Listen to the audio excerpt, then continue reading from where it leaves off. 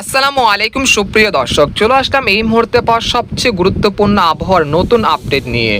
আজ 25 সেপ্টেম্বর বুধবার এবং আগামীকাল 26 সেপ্টেম্বর বৃহস্পতিবার কেমন থাকতে পারে আগামী 24 ঘন্টার আবহাওয়া। বাংলাদেশ থেকে শুরু করে পশ্চিমবঙ্গ, আসাম, মেঘালয় এবং উত্তর থেকে ত্রিপুরা রাজ্যের আগামী 24 থেকে 48 ঘন্টার আবহাওয়া কেমন থাকতে পারে, কোথায় কোথায় হতে পারে ভারী থেকে অতি ভারী বৃষ্টিপাত, এবং আগামী 24 ঘন্টায় বাংলাদেশের বেশ কয়েকটি জেলায় ভারী বৃষ্টিপাতের সতর্কতা জারি করেছে বাংলাদেশের আবহাওয়া অধিদপ্তর। এছাড়াও দক্ষিণবঙ্গের, পশ্চিমবঙ্গের বেশ কয়েকটি জেলা অতি ভারী বৃষ্টিপাতের লাল সতর্কতা জারি করেছে আলিপুর আবহাওয়া দপ্তর তরফ থেকে। এছাড়া বঙ্গোপসাগর কিছুটা উত্তাল থাকায় দেশের সকল সমুদ্র বন্দরগুলোর জন্য 3 নম্বর স্থানীয় সতর্ক সংকেত জারি করা হয়েছে। এবং আগামী 24 ঘন্টার মধ্যে রংপুর, রাজশাহী, খুলনা, বরিশাল এবং দক্ষিণবঙ্গ এবং ময়মনসিংহ বিভাগের সবকটি জেলাতে ভারী থেকে অতি ভারী বৃষ্টিপাত হতে পারে। এর ফলে নিচু এলাকায় সাময়িক জলাবদ্ধতার সৃষ্টি হতে পারে। এছাড়া এই মুহূর্তে কোন কোন জেলাগুলোতে ভারী থেকে অতি ভারী বৃষ্টিপাত হতে পারে জানতে হলে ভিডিওটি প্রথম থেকে শেষ পর্যন্ত দেখতে থাকুন। আর আপনি কোন জেলা থেকে আমাদের আবহাওয়ার খবরটি দেখছেন, আপনার জেলার নামটি আমাদের কমেন্ট বক্সে জানিয়ে দিবেন। আর সবার আগে সবার প্রথম সঠিক আবহাওয়ার খবর জানতে আমাদের চ্যানেলটিকে সাবস্ক্রাইব করে রাখুন। এবার জেনে নেওয়া যাক এক নজরে। বন্ধুরা, এই পর্যায়ে আমরা সরাসরি উপগ্রহের চিত্রে চলে আসলাম। এখান থেকে আমরা সরাসরি দেখতে পাচ্ছি যে এই মুহূর্তে খুলনা বিভাগের সাতক্ষীরা, যশোর, শাইলকোপা, মেহেরপুর, মাগুরা, নড়াইল, তারপর রয়েছে সাতক্ষীরা, শ্যামনগর, মংলা, বাগেরহাট, টঙ্গিপাড়া, গোপীনাথপুর, মকসাদপুর, তারপর হচ্ছে শিবচর, মাদারীপুর, তার বরিশাল বিভাগ এবং রয়েছে বালিয়াকান্দি, পাংশা, এই অঞ্চলগুলোতে বিক্ষিপ্ত আকারে হালকা মাঝারি, সেই সাথে হালকা মাঝারি ভারী বর্ষণ হতে দেখা যাচ্ছে এই মুহূর্তে। সেই সাথে দমকা বাতাসও বয়ে যাচ্ছে এই জেলাগুলোতে। তবে পরবর্তী 24 ঘন্টায় অর্থাৎ আজ রাত থেকে পরবর্তী 24 ঘন্টায় ফরিদপুর, মাদারীপুর, ঢাকা, নাগপুর, কাপাসিয়া, কিশোরগঞ্জ, তারপর রয়েছে নরসিংদী, মুন্সিগঞ্জ, নারায়ণগঞ্জ, টাঙ্গাইল, নাগপুর, বাণীস্থলী, গাজীপুর, কালীহাটি, ভালুকা, এই অঞ্চলগুলোতে বিক্ষিপ্ত আকারে বৃষ্টি বা ভারী বৃষ্টিপাত হতে পারে আগামী 24 ঘন্টার মধ্যে। এর পরবর্তীতে আমরা দেখতে পাচ্ছি রাজশাহী বিভাগে রাজশাহী, সিংড়া, মহাদেবপুর, আক্কেলপুর, আদামদিঘি, চুয়াডাঙ্গা, নন্দীগ্রাম, তারাস, তারপর রয়েছে চাঁপাইনবাবগঞ্জ, এখানে রয়েছে শিবগঞ্জ, এই অঞ্চলগুলোতে আগামী 24 ঘন্টায় বিক্ষিপ্ত আকারে বৃষ্টি বা ভারী বৃষ্টিপাত হতে পারে। তাই রাজশাহী বিভাগে যারা রয়েছেন তারা এখন থেকে পূর্ব প্রস্তুতি নিয়ে রাখুন একটি মুষলধারে ভারী বৃষ্টিপাতের জন্য।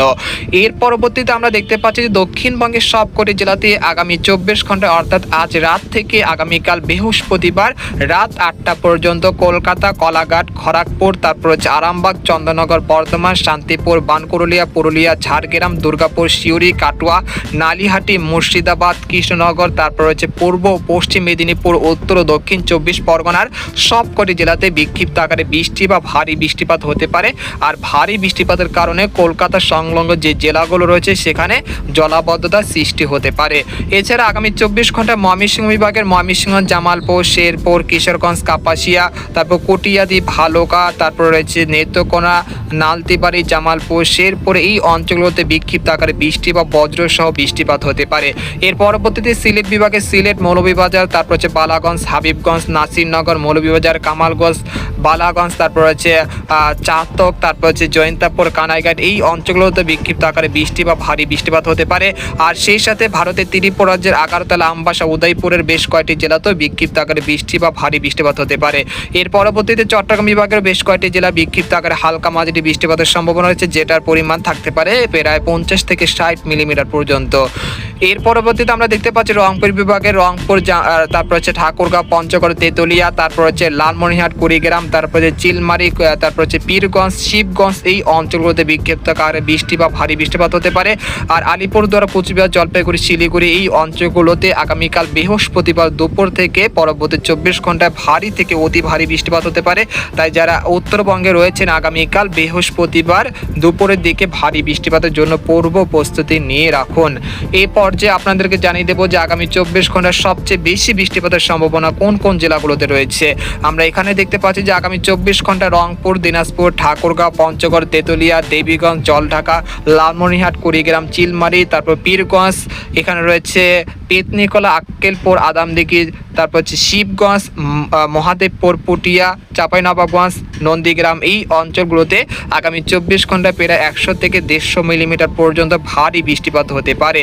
সেই সাথে আলিপুরদুয়ার, কোচবিহার, জলপাইগুড়ি, শিলিগুড়ি, তারপর হচ্ছে উত্তর ও দক্ষিণ দিনাজপুর, মালদহ জেলার বেশ কয়েকটি জেলায় ভারী বৃষ্টিপাত হতে পারে আগামী 24 ঘন্টা। ঘন্টার মধ্যে।